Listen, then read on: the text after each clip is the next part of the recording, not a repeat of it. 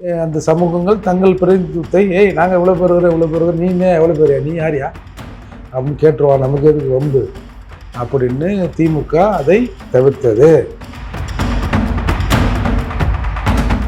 வாட்ஸ்அப்பில் எதனா ஒரு அம்பேத்கர் படம் போட்டால் இல்லை இங்கே தாக்கப்பட்டார்னு வந்தாலும் ஹராயாவனா ஒருத்தர் எவ்வளோ பேர் இருக்கிறான், 21% 22%. அதில் ஒரு முக்கில் ஒருத்தனை கொண்டுட்டாங்களாம்பா, ஏதோ ஒரு மூலையில் ஊரில் ஒருத்தனை கொண்டுட்டாங்களாம், அது ஒரு நியூஸாக போட்டு கதறாங்க. இவன் எத்தனை பேர் இருக்கான், இவனோட ஸ்டேட்டஸ் என்ன அப்படின்னா தான் நம்ம சில அரசின் சலுகைகள் இல்லை இடஒதுக்கீடு இல்லை அரசு திட்டங்கள் இவன் கடைசி வரைக்கும் போய் சேருக்கான். ஸ்காலர்ஷிப்ன்றது என்னது, அடுத்த கட்டமாக படிக்க போகிறது ஒரு உதவிக்கிற நீட்டு தானே. நீ நல்லா தான் நீ 80% மார்க் எடுத்தால் தான் ஸ்காலர்ஷிப்னா, அப்போ 80% மேலே எடுக்கிற மட்டும் தான் மேல் படிப்புக்கு போக முடியும். மொத்தம் என்ன பண்ணணும், நீ போதும் உனக்கு 12 போதுண்டா. இல்லை அது மத்திய அரசு தான் எடுக்கணும். எது ஒயின் ஷாப்பை மூடணும், அது மத்திய அரசு மூடனா ஏங்க அவங்க சொல்லியப்பா இந்தியா முழுக்க மது விலக்குன்னா முடிஞ்சு போச்சு இல்லை, இது வேறு தனித்தனியாக சொல்லணுமா, அதுக்கு நம்ம சிஎம் வேறு சொல்லணுமா. அவரு என்னை நாக்பூரின் பிள்ளைங்க RSSிடம் காசு வாங்கி கொண்டு பேசுகிறாருன்னு. எங்க காசை கொடுக்குறாருன்னாங்க, நாக்பூருக்கு கூப்பிட்டாங்க கொடுக்கணும், பாவி எங்கன்னா யார்கிட்டயாவது கொடுத்து விட்டு உண்டியில் அது இன்னும் சொல்றாங்கல்ல, இல்லை அவங்க ஆளும் யார்கிட்டயோ கொடுத்துறியா இங்கே வாங்கிக்கியா அப்படின்னா நான் இங்கேயே வாங்கிக்க போறேன், எதுக்கு அம்மா காசை நான் அங்கேருந்து சுமந்து வருமா.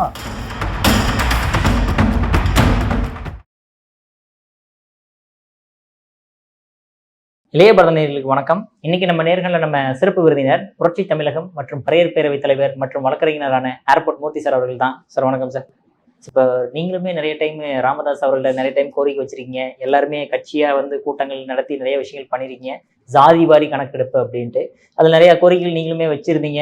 இப்போ ஜாதிவாரி கணக்கெடுப்பு திமுக பண்றேன்னு சொல்லிட்டு பண்ணல சிலர், ஆனா தாவேக வந்தவொடனே விஜய் அவர்கள் பண்றேன்னு சொல்லியிருக்கிறாரு. இதுவே மிகப்பெரிய மாற்றமா பாக்குறீங்களா? என்ன சொல்ல வரீங்க? சாதிவாரி கணக்கெடுப்பு சார், அதுல என்னென்ன பிரச்சனைகள் இருக்க போகுது? இல்லை சாதிவாரி கணக்கெடுப்புன்னா திமுகவுக்கு தெரிஞ்சுது, அதால வேணாம். சாதிவாரி கணக்கெடுப்பு எடுத்தா என்னென்ன சமூகம் எவ்வளோ இருக்குது, அந்த சமூகங்கள் தங்கள் பிரதிநிதித்துவத்தை நாங்கள் எவ்வளோ பேர் நீங்க எவ்வளோ பேர் நீ யாரியா அப்படின்னு கேட்டுருவான், நமக்கு எதுக்கு வம்பு அப்படின்னு திமுக அதை தவிர்த்தது. விஜய் ஒன்றுமே தெரியல அதால ஒத்துக்கிறாருன்றீங்களா? மேபி எப்படியோ ஒரு நல்ல விஷயம்.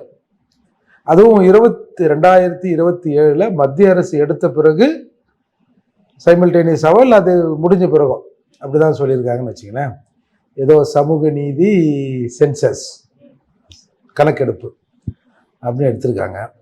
இல்லை பொதுவாக இங்கே இந்தியாவில் 1931 தான் சார் இந்த சாதிவாரி கணக்கெடுப்பு எடுத்தாங்க.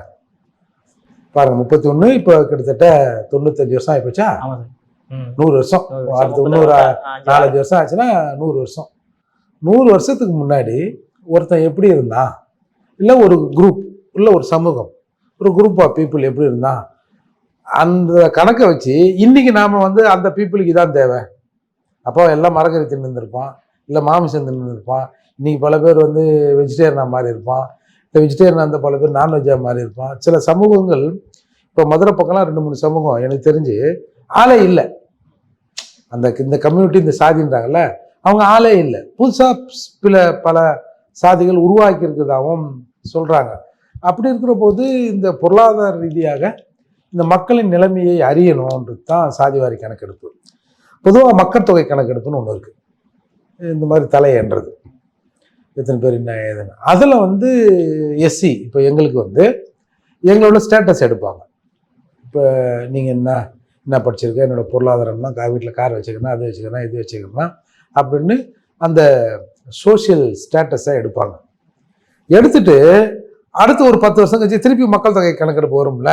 ஏன்னா இப்போ ஒரு 10 வருடத்துக்கு ஒரு தடவை நம்ம எடுத்தே ஆகணும். அதை அப்படி எடுக்கிற போது 10 வருஷத்துக்கு முன்னாடி இந்த சமூகம் எப்படி இருந்தது, இப்போ எப்படி இருக்குன்னு அதை ஒரு ஆய்வுக்கு உட்படுத்துகிறோம். அதை யாரும் பண்ணுறது இல்லை. ஏன்னா ஒட்டு மொத்தமாக சாதிவாரி கணக்கெடுப்புன்னு எடுத்தாகணும்னா இதை பண்ணலாம். சாதிவாரி கணக்கெடுப்பு எடுத்தாலும் நீ 10 வருஷத்துக்கு ஒரு தடவை அதை எடுத்தாகணும். சும்மா எண்ணி முடிச்சு போட்டு இவ்வளோ பேர் இருக்கிறாம்பா அப்படின்னு சொல்லிட்டு ஒரு ஃபைலில் வச்சுட்டு அதை முடிச்சு போட்டு பரணமலத்துக்கு போகிறதுலாம் இல்லை.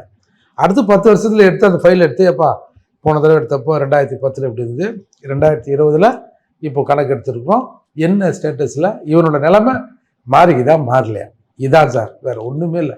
10 வருஷத்துக்கு ஒரு தடவை என்னோட வாழ்நிலையை அரசு அறிந்து கொள்ள முற்படுகிற விஷயம்தான் இந்த விஷயம்.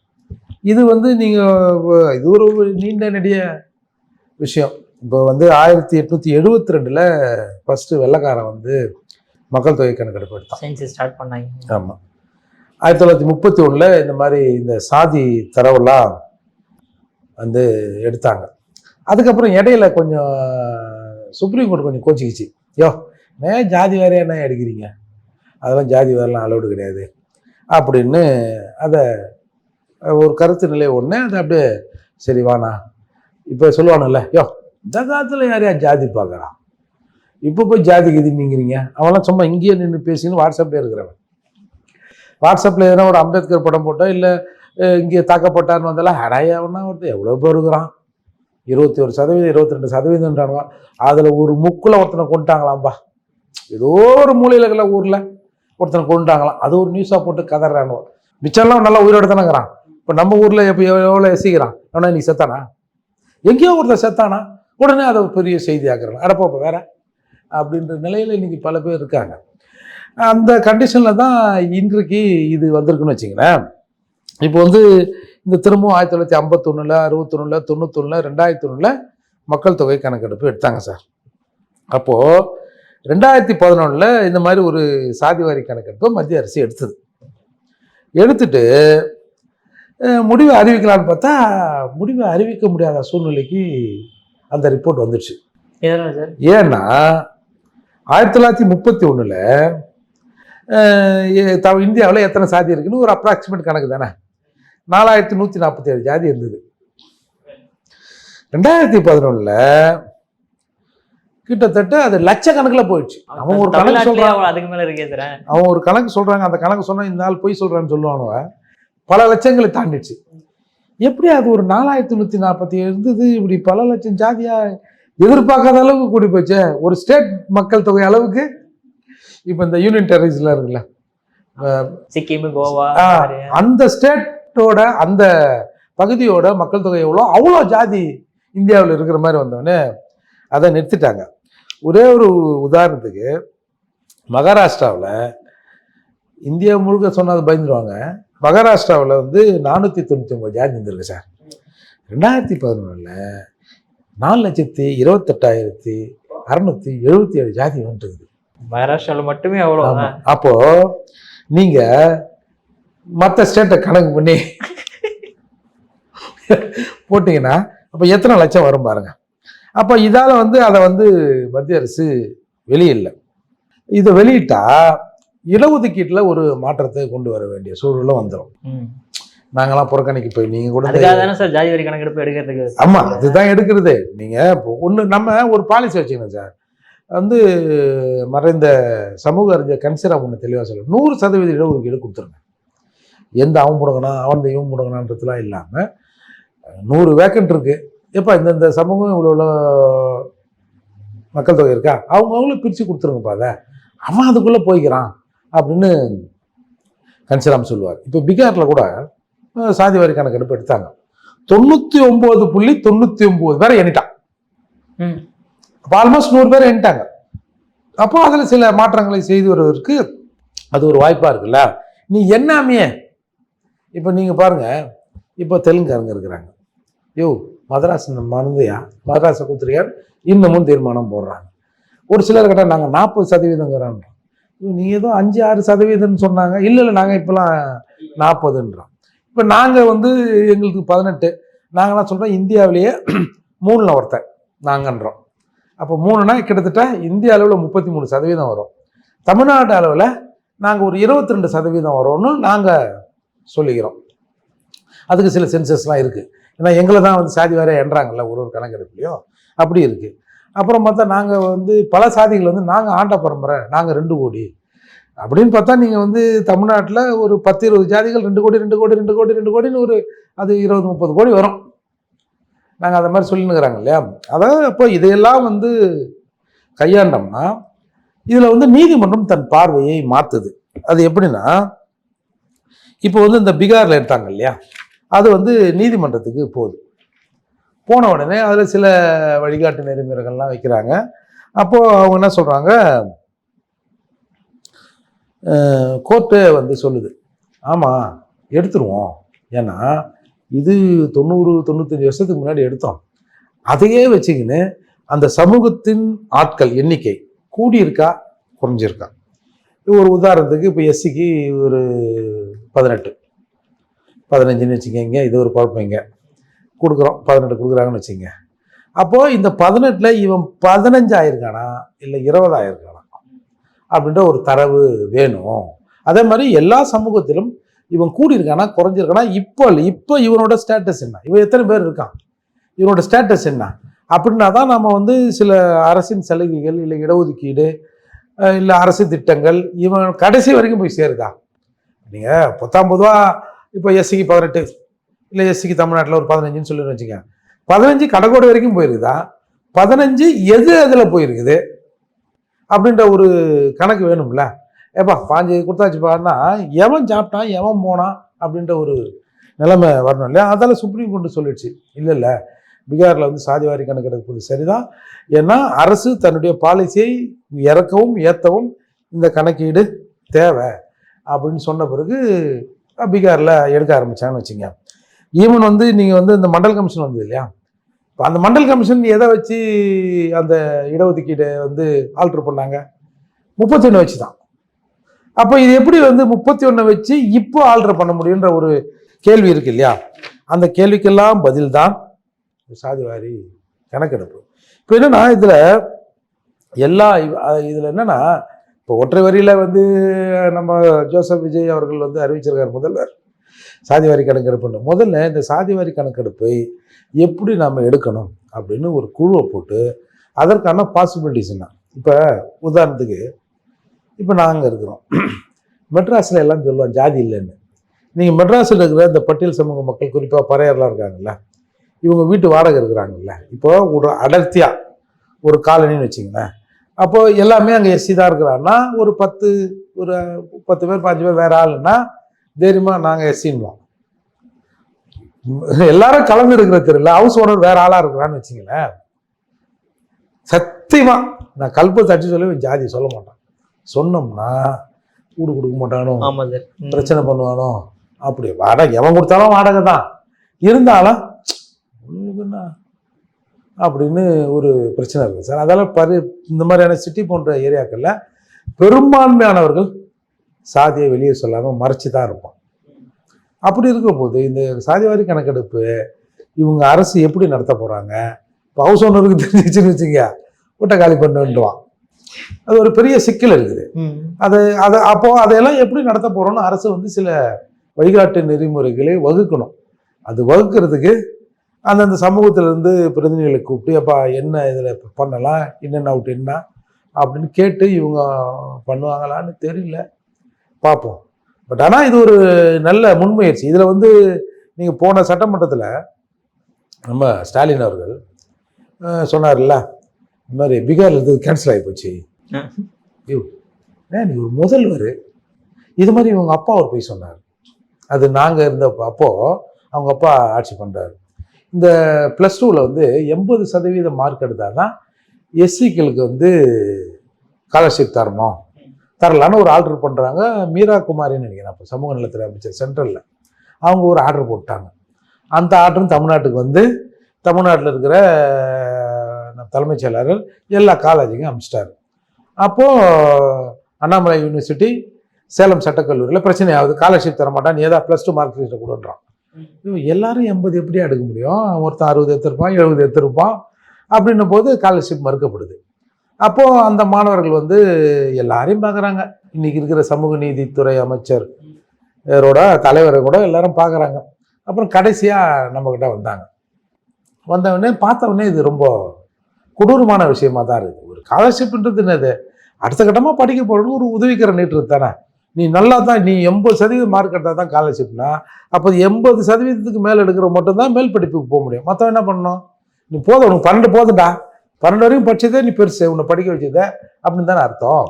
அப்போ என்ன பண்ணோம், அப்போது இந்திய குடியரசுக் கட்சி அத்வாலே பிரிவில் இருக்கிற மரியாதைக்குரிய சூசைன்னு ஒருத்தர் இருக்கார், நம்ம தமிழ்நாட்டுக்கார்.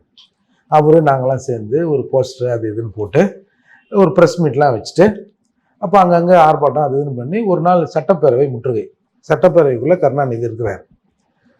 எல்லா மாணவர்கள்லாம் லா காலேஜ் மாணவர்கள்லாம் எல்லாரும் சேர்ந்து சட்டப்பேரவை முற்றுகையிட்ட உடனே அப்புறம் போலீஸ் செக்யூர் பண்ணி எடுத்து போய் ராயபுரத்தில் ஒரு மண்டபத்தில் வச்சுட்டாங்க சார். அது திடீர் முற்றுகை தானே, அது ஒரு பெரும் பரபரப்பான உடனே சட்டமன்றத்தில் கருணாநிதி வாசிக்கிறார். இந்த மாதிரி 80% மார்க் எடுத்தாதான் ஸ்காலர்ஷிப் தொடரும் என்று மத்திய அரசு ஒரு சட்டம் போட போவதாக தெரிய வருகிறது. போட போறாங்களாம். அப்படி போட்டால் கூட மாநில அரசு என்ன இப்போ ஃபாலோ பண்ணுதோ, ஏன்னா கம்யூனிட்டி வைஸ் வந்து ஸ்காலர்ஷிப் தானே, அதே நிலை தொடரும். நீ முதல்வரையா, ஒரு முதல்வர் நீ ஆர்டர் போட்டு அவனுக்கு ஸ்காலர்ஷிப் கிடைக்கல, உனக்கு ரிஜெக்ட் ஆகுதுன்ற பிறகுதான் வந்து பல போராட்டம்லாம் பண்ணி ப்ரொடெஸ்ட் பண்ணி கடைசியில் சட்டமன்ற முற்றுகை, சட்டமன்றம் நடக்கும்போது சட்டமன்ற முற்றுகையிடுறோம். சட்டமன்றத்துக்குள்ள சொல்றாரு அந்த மாதிரி ஒரு சட்டம் போதாக தெரிய வருகிறது. அப்படி போட்டாலும் இது சமூக நீதி அரசு, அதெல்லாம் நாங்கள் ஒத்துக்க மாட்டோம், அதே நிலை தான் தொடரும்னு சொன்னார்.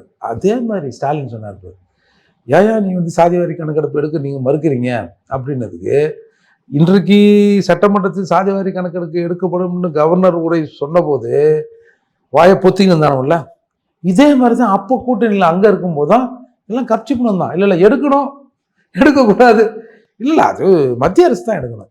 எது ஒயின் ஷாப்பை மூடணும், அது மத்திய அரசு மூடணும். ஏங்க அவங்க சொல்லியாப்பா இந்தியா முழுக்க மது விலக்குன்னா முடிஞ்சு போச்சு இல்லை, இது வேற தனித்தனியாக சொல்லணுமா, அதுக்கு நம்ம சிஎம் வேற சொல்லணுமா அப்படின்னு சொன்னவங்க மாதிரியே அப்போ கம்முன்னு இருந்தாங்கல்ல, இப்பயும் கம்முன்னு இருக்காங்க.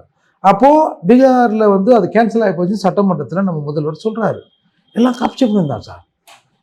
இடஒதுக்கீட்டில் ஒரு ஆல்ட்ரேஷன் பண்ணாங்க, அது வந்து செட்பேக் ஆச்சு.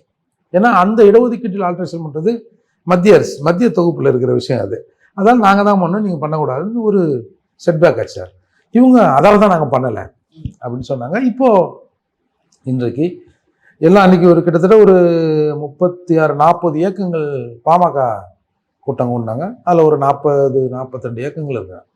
எல்லாரும் போய் கலந்துங்கன்னு உடனே ஒரு அப்பீலை வந்து எல்லா சமுதாயத்தை சேர்ந்த இயக்கங்கள் பெரும்பான்மையான ஆல்மோஸ்ட், கொஞ்சம் பேர் வரல, கொஞ்சம் சமூகங்கள் ஆல்மோஸ்ட் நிறைய பேர் வந்தாங்க.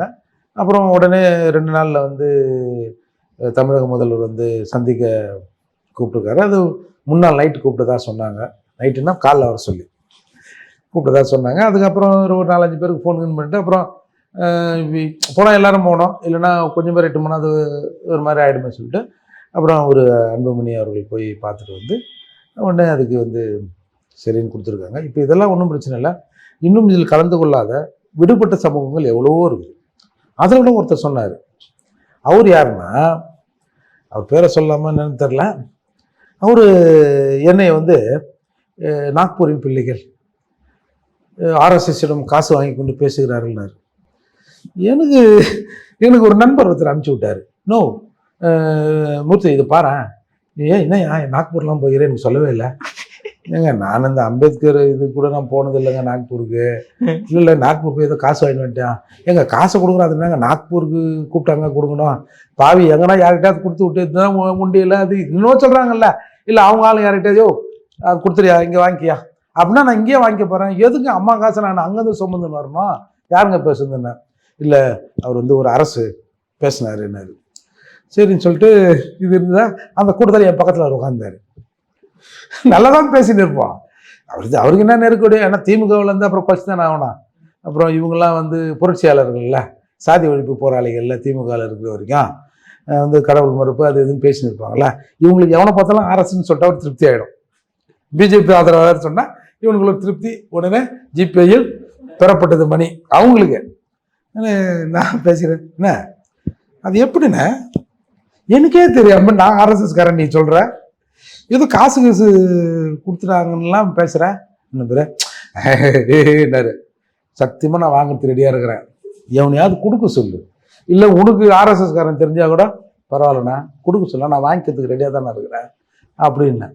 அப்போ அதில் இடபிள்யூஎஸ் பற்றி பேசுகிறாங்க, அது வந்து முறைகேடு. அது நான் என்ன சொல்கிறேன், தமிழ்நாட்டில் அதை நிறைவேற்றப்படலை. கன்சிராம் சொன்னார்ல 100% இடஒதுக்கீடு வேணும்னு, அப்போ 100% அவங்களும் வராங்கல்ல. நான் என்ன சொல்கிறேன், அந்த க்ரைட்டீரியா வந்து ஒன்று ஃபிக்ஸ் பண்ணியிருக்காங்க.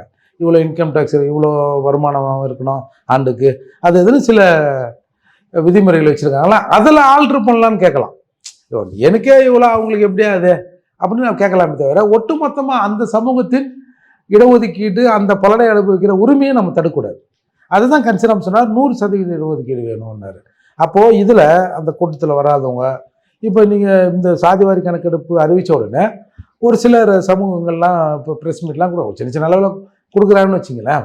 அப்போ நம்ம 100 பேரை எண்ணும் போது 100 பேர் மனசும் கோணாமல் எல்லாருடைய கருத்தையும் கேட்டு யாரும் ஒருத்தர் சார், அதாவதுங்க இந்த இடஒதுக்கீடு இந்த அரசு திட்டங்கள் வாங்கிறதுனால பிரச்சனை தான் சார்.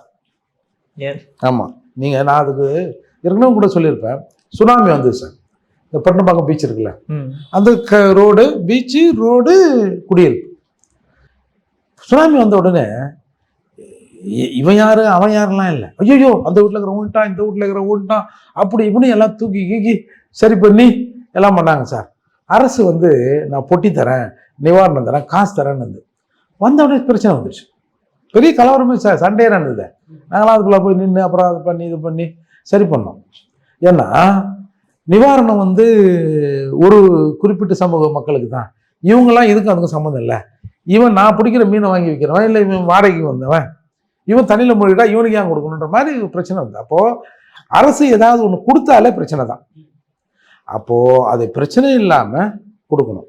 அப்போது சாதிவாரி கணக்கெடுப்பு மூலம் நாம் வந்து இங்கே எவனும் பின்தங்கலை, எல்லாருக்குமான எல்லாரையும் நான் என் கண்காணிப்பில் வச்சுக்கிறேன்ப்பா. உனக்கு என்னப்பா குற, உங்கள் சமூகத்தை என்னப்பா குற, என்னப்பா இதில் பேர் கொஞ்சம் பேர் இப்படி இருக்கிறான், கொஞ்சம் பேர் லாஸ்ட்டில் இருக்கணும், ஒன்றுமே இல்லையா. இப்போ பஸ்ஸு கொடுத்து கவர்மெண்ட்டு சில இடங்களில் பஸ்ஸே போகல. தமிழ்நாடு அரசு சிறப்பாக வந்து போக்குவரத்து கழகங்களை நடத்துகிறது. இலவசமாக பஸ் விட்டோம், பெண்களுக்கு லிஃப்டிக் போன பஸ்ஸில் வந்து ஃப்ரீயாக போகலாம். ஒருத்தர் பேசுகிறாரு, கன்னியாகுமரியில் ஒரு பொம்பளை கிளம்புனால்னா சென்னைக்கு ஃப்ரீயாக வந்துடலாமா, ஆனால் 2 நாள் ஆகுமா, 2 நாள் ஆகுமா, சோத்து முட்டெலாம் கட்டிங்க. இதா சார், இல்லை நான் எங்கெல்லாம் பார்த்தேன் ஜனங்களை பார்த்தா லூஸ் மாதிரி தெரியுதா, பஸ்ஸு ஃப்ரீயாக தரான்னு ஏறி உட்காந்து போகிறதுக்கு. அதாவது குடும்பம் குட்டி இப்போ நல்லது கெட்டது சாவு வந்தது போனது தானே வெளில போகிறோம். இல்லை சும்மா அவங்க இலவச பஸ் தரான், வாடிக்கு கொஞ்ச நேரம் ஊட்ட கூட்டிகிட்டு போய் பஸ்ஸில் போயிட்டு வரலாம், அப்படியா சார் போகிறாங்க. அப்போது இது எப்படி இவங்க கணக்கு பண்ணுறாங்க பாருங்கள். அப்போது நாடு முழுக்க நாங்கள் ஃப்ரீயாக தரோம் பஸ்ஸை அப்படின்ட்டு ஒரு ஊர் பஸ்ஸே பார்க்காத ஊர் இருந்ததுன்னா அப்போ அது எப்படி சரியான நடைமுறையாக இருக்குமா. அப்போது கடைசி இன்டீரியர் வரைக்கும் இது போய் சேரணும் பஸ்ஸு. அதே மாதிரி தான் அரசின் நலத்திட்டங்கள் இடஒதுக்கீடுகள் கடைசி இன்டீரியர் மூளை முக்கு வரைக்கும் போய் சேர்ந்தாதான் அது வந்து ஒரு சரியான நிர்வாகமாக இருக்கும். அதற்கு இந்த சாதிவாரி கணக்கெடுப்பு உதவும். என்னோட ஸ்டேட்டஸை கவர்மெண்ட் நம்ம இதுதான் சார், ஒன்றும் இல்லை, வெரி சிம்பிள். ஒரு வீட்டில் 5 பசங்கன்னு வச்சுங்க, பசங்க என்ன படிக்கிறாங்கன்னா சிலர் 4ஆவது 5ஆவது தெரியலையா அப்படிம்பாங்க. அப்போ இவனுக்கு வகுப்பே தெரியலாம், அவன் என்ன கிளாஸ் செக்ஷன் 4ஆவதா 3ஆவதா ஏதோ ஒன்று, அதை பி செக்ஷனா ஏ செக்ஷனா அவனுக்கு தெரியுமா. அப்போது இதையெல்லாம் ஒரு குடும்பத் தலைவர் தெரிஞ்சிருக்கும். அப்போ தான் கொஞ்சம் காசு கையில் இருந்தால் பையனுக்கு பேனா வாங்கலாமா பென்சில் வாங்கலாமான்னு தெரியும். எல்லாத்துக்கும் பென்சிலே வாங்கி கொடுத்துட்டாருன்னு வச்சுங்க, 10ஆவது படிக்கிற பையன் வெறும் பென்சிலை வச்சு எழுத முடியுமா. அப்போ அவனுக்கு பேனா தேவை, 1ஆம் கிளாஸ் 2ஆம் கிளாஸ் பையனுக்கு பென்சில் தேவை. அப்போது ஒரு வீட்லேயே இப்படி இருக்குதுன்னா நாட்டில் அதே தான். அப்போது இந்த நாட்டில் இருக்கிற எல்லாரும் என்ன நிலைமையில் இருக்காங்கன்னு அரசு தெரிஞ்சுக்கணும் அப்படின்னு நீண்ட காலமாக வலியுறுத்தி இன்றைக்கு இது நிறைவேறுகிறது. நம்ம எனவே நம்முடைய முதல்வர் திரு ஜோசப் விஜய் அவர்களுக்கு ஒரு நன்றி சொல்கிறோம். தெரிஞ்சோ தெரியாமலே சொல்லிட்டீங்க, இதை எப்படின்னு சரி பார்த்து நீங்கள் வந்து இது சரியான அந்த விதிமுறைகளை வகுத்து இதோட சரியான நோக்கம் நிறைவேறதற்கு ஆவணம் செய்யணும். சார் உங்கள் அற்புதமான கருத்தில் இளைய பேரிடம் பார்த்துருக்கு, மிக்க நன்றி சார்.